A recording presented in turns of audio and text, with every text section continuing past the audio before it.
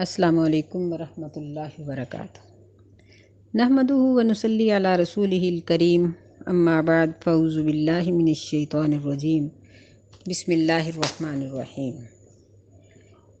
آج ہم حدیث نمبر 53 پڑھیں گے،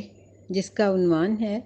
ہمسایہ کو دکھ دینے والی عورت کی عبادت مقبول نہیں۔ عن ابی ہریرہ رضی اللہ تعالی عنہ قال، سیدنا ابو ہریرہ رضی اللہ تعالی عنہ فرماتے ہیں، قال رجل یا رسول اللہ، ایک آدمی نے کہا کہ اللہ کے رسول صلی اللہ علیہ وسلم، ان فلانۃ تذکر من کثرت صلاتها و صیامها و صدقاتها، بے شک فلاں عورت ایسی ہے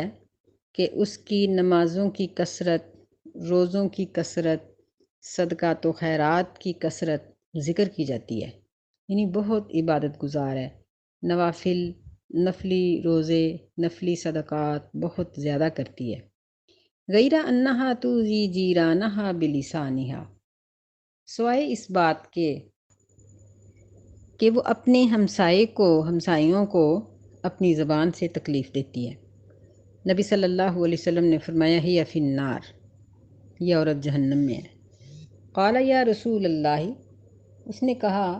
کہ اے اللہ کے رسول صلی اللہ علیہ وسلم، ان فلانۃ تذکر قلۃ صیامہا و صدقتہا و صلاتہا، فلاں عورت جو ہے اس کے روزوں کا بھی کم ذکر ہے، کم صدقات کرتی ہے، کم نمازیں پڑھتی ہے، یعنی فرضی نماز تو پڑھتی ہے لیکن نوافل بہت کم ہے۔ وَإِنَّهَا تَصَدَّقُ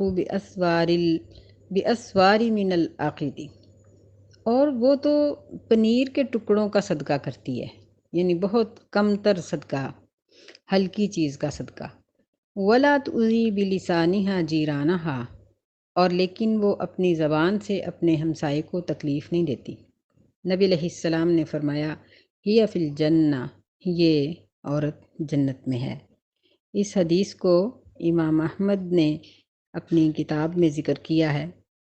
اور ابو ہریرہ رضی اللہ تعالیٰ عنہ کی مسند میں بھی اس کو ذکر کیا گیا ہے۔ تو اس حدیث میں دو قسم کی عورتوں کا تذکرہ ہے۔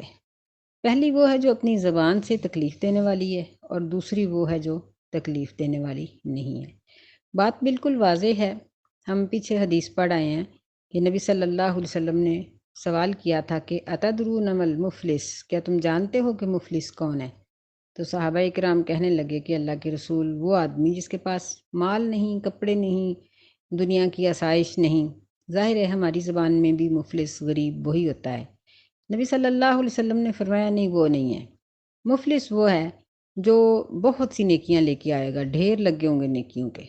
لیکن ایک آئے گا کہے گا اس نے مجھے گالی دی، دوسرا آئے گا کہے گا اس نے مجھے تھپڑ مارا، تیسرا کہے گا مجھے یہ کیا وہ کیا، تو اس کی ساری نیکیاں بانٹ دی جائیں گی،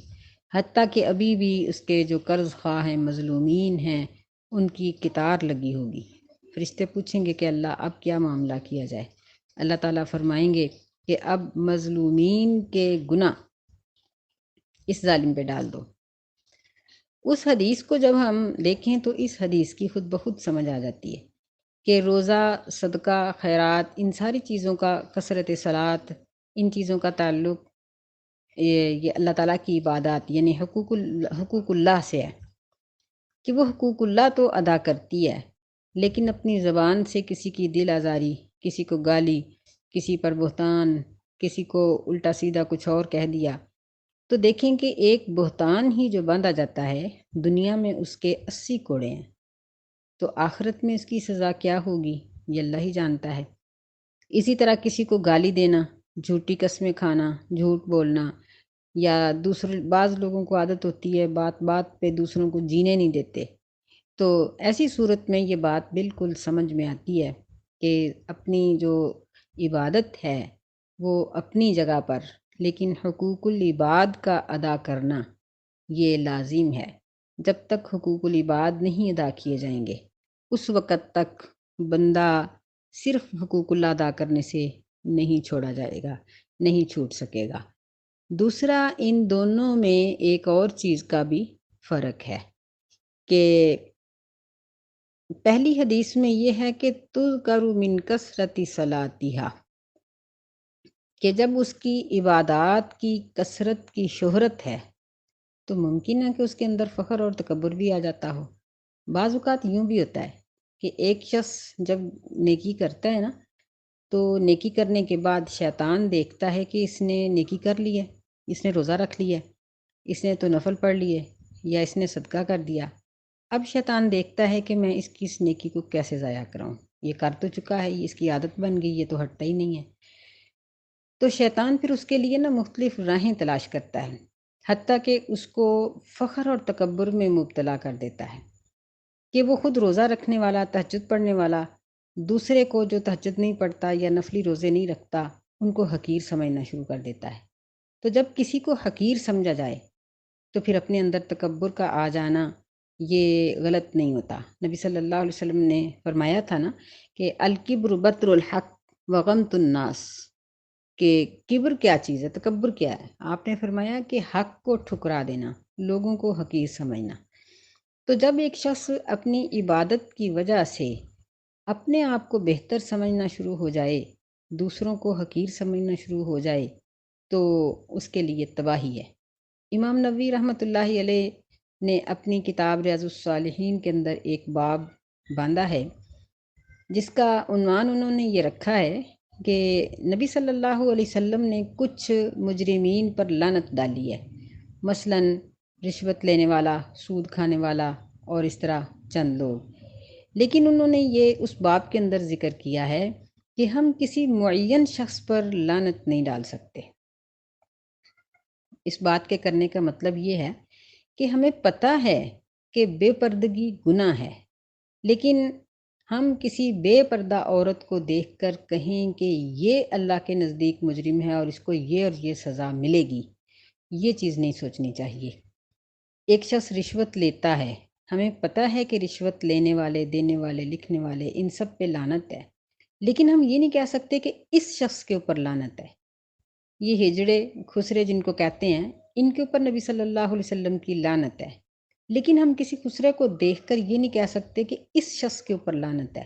ممکن ہے وہ زندگی کے کسی حصے میں توبہ کر لے اور ایسا کہنے والا جو ہے وہ پکڑا جائے۔ تو اس لیے ہمیں یہ بات اس حدیث کے حصے سے معلوم ہوتی ہے کہ اگر ہمارے اندر کوئی نیکی پائی جاتی ہے، ہم کرتے ہیں ایک نیکی، تو ہم اس پر الحمدللہ کہیں کہ یہ اللہ کا رحم ہے، کرم ہے کہ اس نے مجھے اس نیکی کے لیے توفیق دی۔ اور اگر ہم کسی گناہ گار کو دیکھیں تو اس کو دیکھ کر یہ نہ سوچیں کہ یہ اچھا نہیں ہے، میں اچھی ہوں۔ دیکھیں سیدنا ابراہیم علیہ الصلاۃ والسلام نے بیت اللہ کی تعمیر فرمائی ایسے حالات میں کہ جہاں تعمیر ممکن نہیں تھی، بہت مشکل تھی۔ اللہ تعالیٰ کے کہنے پر انہوں نے بیت اللہ کو جب تعمیر کیا تو تعمیر کرنے کے بعد انہوں نے یہ نہیں کہا کہ واہ واہ میں نے تو بہت بڑا کام کیا، نہیں، انہوں نے کیا کہا؟ ربنا تقبل منا انک انت السمیع العلیم وتب علینا انک انت التواب الرحیم، کہ اللہ اس محنت کو قبول کر لے۔ یہ انکساری ہے، یہ اللہ تعالیٰ کے سامنے تواضع ہے کہ بندہ نیکی کرے اور نیکی کرنے کے بعد مزید جھک جائے۔ بعض محققین نے یہ بات اپنی کتابوں میں لکھی ہے کہ کس طرح پتہ چل سکتا ہے کہ رمضان کے بعد روزے کس کس کے قبول ہوئے، اور حج کرنے کے بعد حج کس کا قبول ہوا، یا اور کوئی نیکی کی ہے تو کس کی نیکی قبول ہوئی۔ مثلا گھر کے چند افراد یا اپنے معاشرے کے چند افراد ایک نیکی کر رہے ہیں، تو کس طرح پتہ چلے کہ کس کی قبول ہوئی ہے؟ ویسے تو یہ ہے کہ 100% علم تو اللہ کے پاس ہے، یہ فیصلہ تو ہم نہیں کر سکتے، لیکن اس کی ایک امید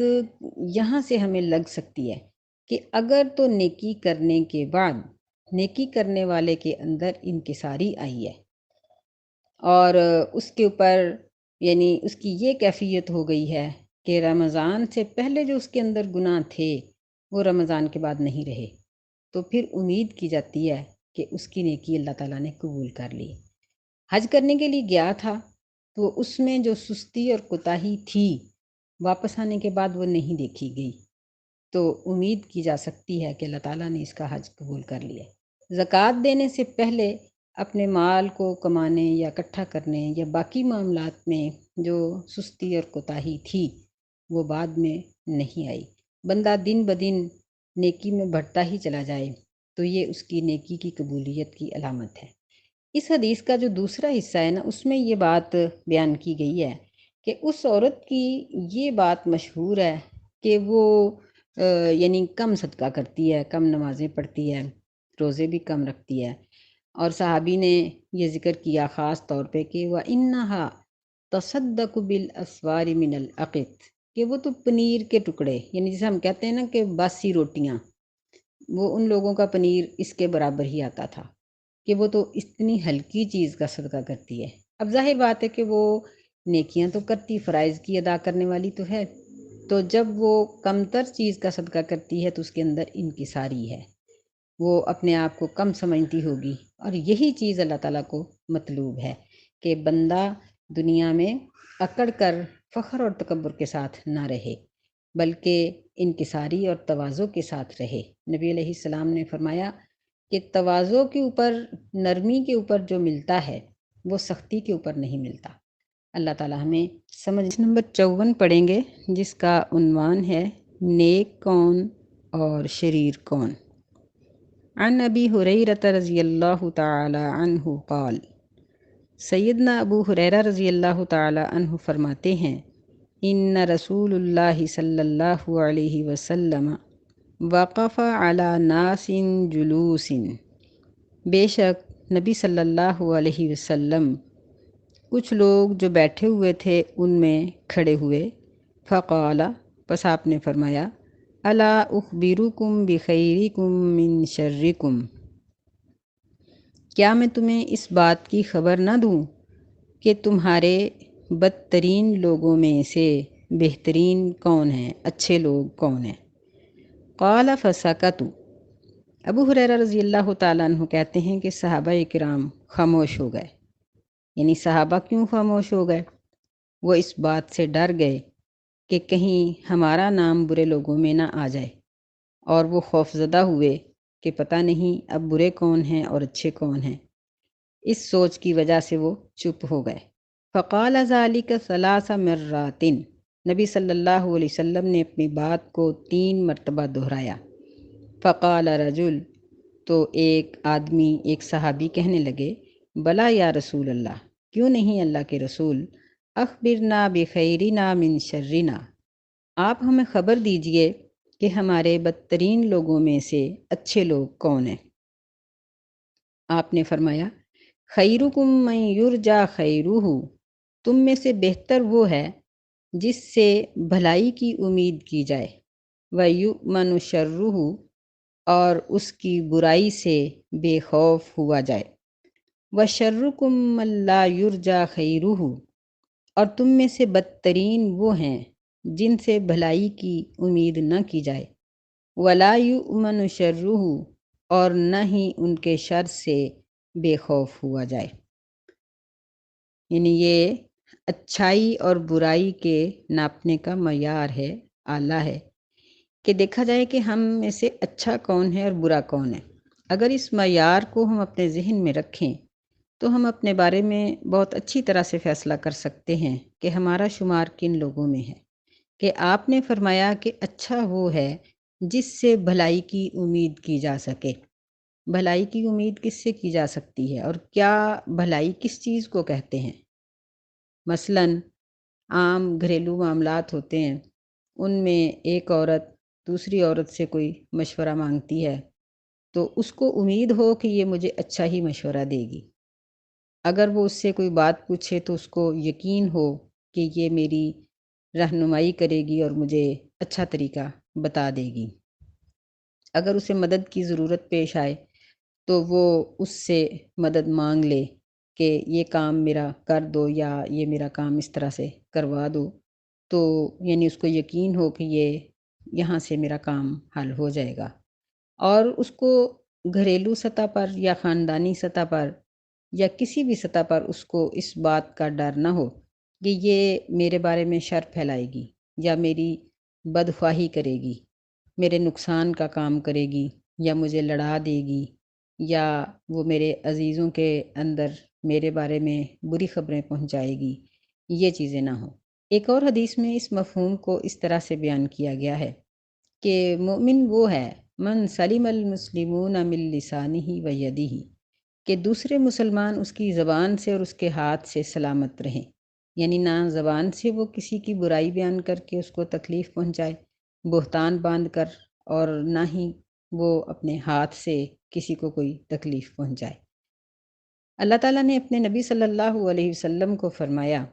کہ اے میرے نبی، جب آپ کے پاس مومن عورتیں آئیں تو ان سے بیعت لے لیا کرو۔ تو اس بیعت میں ایک شرط یہ بھی تھی کہ وہ عورتیں دوسروں کے اوپر اپنے ہاتھوں اور پیروں سے بہتان نہیں باندھیں گی، یعنی معلوم ہوتا ہے کہ دوسروں پر بہتان لگانا، اب بہتان ضروری نہیں کہ صرف برائی اور بدکاری کا ہی ہو، اور بھی بہت چیزوں کے بہتان ہو جاتے ہیں۔ مثلاً گھروں میں کوئی بات خود ہی کر کے کہہ دینا فلاں نے کی ہے، یا کوئی چیز ٹوٹ جائے تو کسی دوسرے کا نام لگا دینا، یا بعض لوگوں کی عادت ہوتی ہے کہ وہ کسی کی برائی بیان، جھوٹی برائی بیان کر کے یہ کہہ دیتے ہیں کہ آپ اس سے بات نہ کریں۔ مقصد یہ ہوتا ہے کہ جب آپ اس سے پوچھیں گے تو بات کھل جائے گی اور میں جھوٹی ہو جاؤں گی، تو اس کو اس طریقے سے تاکید کر دیتے ہیں کہ وہ بیچارہ اس کی بات کو تو سن لیتا ہے، لیکن جس کے بارے میں کی گئی ہے اس سے پوچھتا ہی نہیں ہے، اور اس کے بارے میں ایک بدگمانی اور ایک برا خیال اس کے ذہن میں آ جاتا ہے۔ تو یہ سب چیزیں بہتان میں آ جاتی ہیں، یعنی بات کسی نے نہیں کی، کام کسی نے نہیں کیا، لیکن اس کے اوپر الزام لگا دیا جائے کہ یہ اس نے کیا ہے، صرف اپنی عزت بچانے کے لیے یا موقع رکھنے کے لیے۔ تو نبی صلی اللہ علیہ وسلم کو اللہ تعالیٰ نے یہ تاکید فرمائی کہ آپ ان عورتوں سے یہ عہد لیں، یعنی 6 شرائط ان سے طے کی جاتی تھیں کہ اے نبی صلی اللہ علیہ وسلم، اذا جاءک المؤمنات، جب آپ کے پاس مومنات آئیں، یبایعن، وہ آپ کے ہاتھ پر بیعت کرنا چاہیں، یعنی نبی علیہ السلام ہاتھ پر بیعت نہیں رکھ کرتے تھے، بلکہ عورتوں کے ساتھ بیعت کا طریقہ صرف زبانی کلامی تھا، یا جو عورتوں کے وفد کی سربراہ ہوتی وہ دوپٹے کا ایک کنارہ پکڑ لیتی تو دوسرا کنارہ نبی صلی اللہ علیہ وسلم پکڑ لیتے، یعنی اس طرح تقریباً 2-2.5 گز کا فاصلہ دونوں کے درمیان ہوتا اور بات ہو جاتی۔ تو اللہ نے فرمایا کہ آپ ان سے بیعت لے لیں، اللہ یشرکن باللہ شیئا ولا یسرکن ولا یزنین ولا یقتلن اولادہن ولا یأتین ببہتان یفترینہ بین ایدیہن وارجلہن ولا یعصینک فی معروف فبایعہن واستغفر لہن اللہ، کہ ان سے یہ عہد لے لو کہ یہ شرک نہیں کریں گی، چوری نہیں کریں گی۔ چوری میں بھی ہر قسم کی چوری آ جاتی ہے، نماز کی چوری، باتوں کی چوری، مال اور اسباب کی چوری ساری، اور یہ زنا نہیں کریں گی، یہ اپنی اولاد کو قتل نہیں کریں گی، یعنی حمل ضائع نہیں کروائیں گی، بہتان نہیں باندھیں گی، معروف باتوں میں یہ آپ کی نافرمانی نہیں کریں گی۔ یہ بیعت ان عورتوں سے لی جاتی تھی، اور یہی 6 شرائط آپ مردوں سے بھی طے کیا کرتے تھے، یعنی مردوں سے بھی انہی باتوں کی بیعت لی جاتی تھی کہ وہ یہ 6 شرائط ان کے اندر موجود ہونی چاہیے۔ یہاں بھی نبی علیہ السلام نے اسی بات کی طرف یہاں ہمیں اشارہ دیا ہے کہ تم میں سے وہ بہتر ہے جس سے بھلائی کی امید کی جائے اور اس کے شر کا خوف نہ ہو، اور وہ بدترین ہے جس سے بھلائی کی امید تو نہ کی جائے بلکہ اس سے شر کا خوف موجود ہو، یعنی لوگ اس سے بات کرتے وقت ڈریں۔ بعض اوقات خاندان میں اس طرح کے لوگ ہوتے ہیں کہ ان کا ہر وقت خوف ہی رہتا ہے کہ اگر وہ اس تک بات پہنچ گئی تو پتہ نہیں کیا بنے گا، یا وہ کیا جواب دے گی۔ تو ایسے لوگوں کو جنہوں نے اپنا شر پھیلا رکھا ہوتا ہے، ان کو چاہیے کہ وہ اپنے آپ پر غور کریں اور اپنے آپ کو اس معیار کے مطابق بنائیں کہ بہتر وہ ہے جس سے بہتری کی امید ہو اور اس کے شر سے بے خوفی ہو، برا وہ ہے جس سے بھلائی اور بہتری کی امید نہ ہو اور اس کے شر کا خوف ہو کہ یہ بات کو اڑا دے گا، پھیلا دے گا، بدنام کر دے گا۔ تو اللہ